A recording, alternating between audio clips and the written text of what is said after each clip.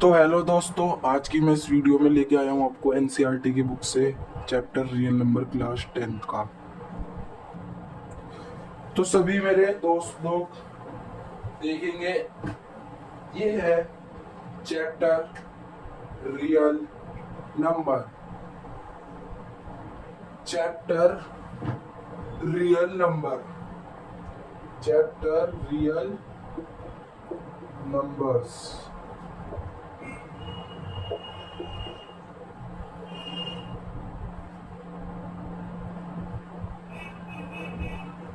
Introduction.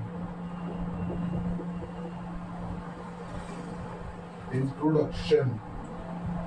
तो देखो, maths में हम जितने भी नंबर्स के बारे में पढ़ते हैं या इस्तेमाल करते हैं, उन सभी को तो हम कहते हैं रियल नंबर। क्या कहते हैं?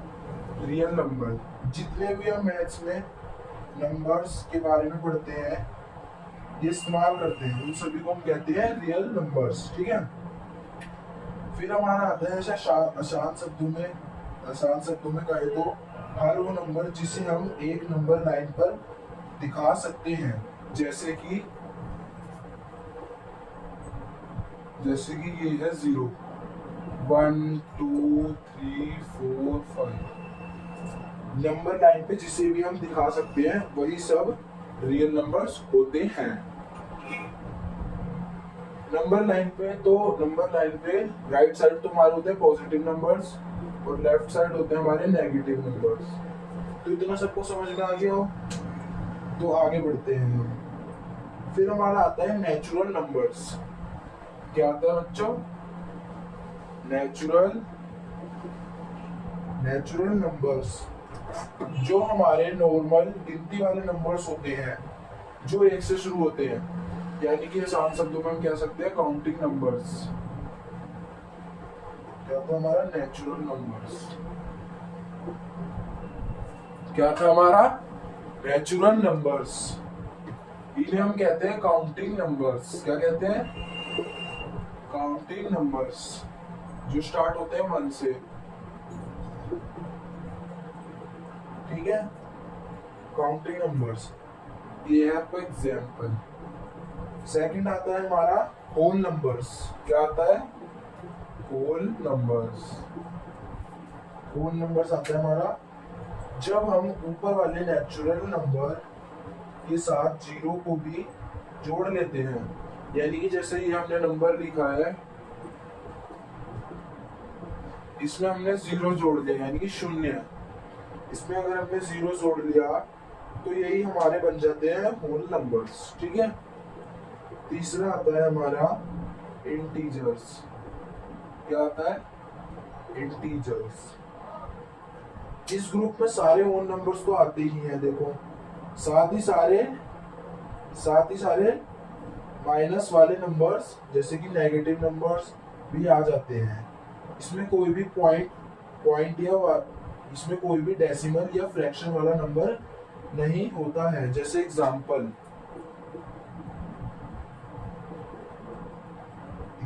है हमारे पास 0 1 2 3 4, नहीं सॉरी, जैसे कि हमारा -3 -2 -1 0 1 2। ठीक है दोस्तों, सबको समझ आ गया। फिर आता है हमारा रैशनल नंबर्स। क्या आता है? इसको मैं रफ कर देता हूँ, जरा रफ कर देता हूँ, जगह नहीं हो रही है इसमें।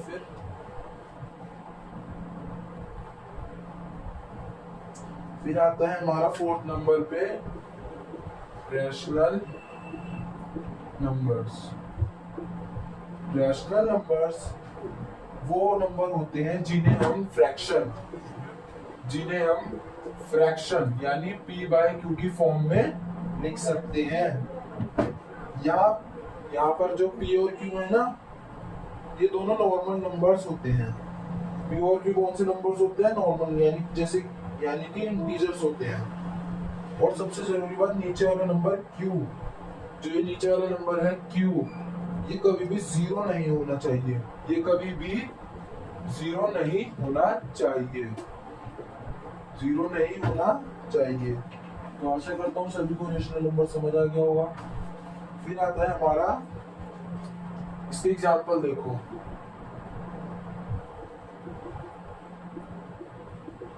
इससे एग्जाम्पल है 2/3 -5/7 और 4। अब आप बोल रहे होंगे कि 4 तो फ्रैक्शन की फॉर्म में है ही नहीं, तो इसे हम ऐसे लिख सकते हैं 4/1, ठीक है। और एंड 0.5 इसे हम लिख सकते हैं 1/2 की फॉर्म में, 1/2 की फॉर्म में, ठीक है। तो सभी को समझ आ गया होगा। अब आता है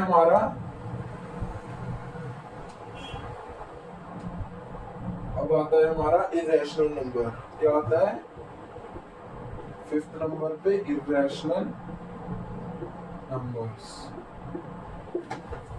क्या आता है बच्चों? Irrational numbers.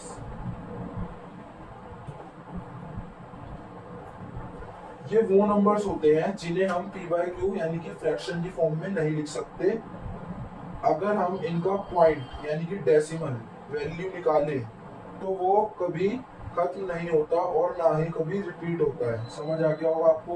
जैसे आपने पढ़ा होगा रिपीटिंग, नॉन रिकरिंग वगैरह, ये सब। जैसे एग्जांपल आएगा इसका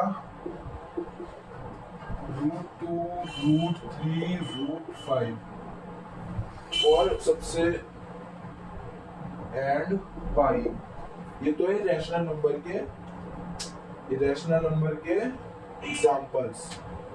ये वो, एक बार और बता देता हूँ, ये वो नंबर्स होते हैं जिन्हें p/q की फॉर्म में नहीं लिख सकते, यानी कि हम इन्हें फ्रैक्शन की फॉर्म में बिल्कुल नहीं लिख ही नहीं सकते। मतलब अगर हम इनका डेसिमल की वैल्यू निकाले तो वो कभी खत्म नहीं होगी और रिपीट होती रहेगी, ठीक है। आशा करता हूँ कभी सभी कुछ समझ आ गया होगा।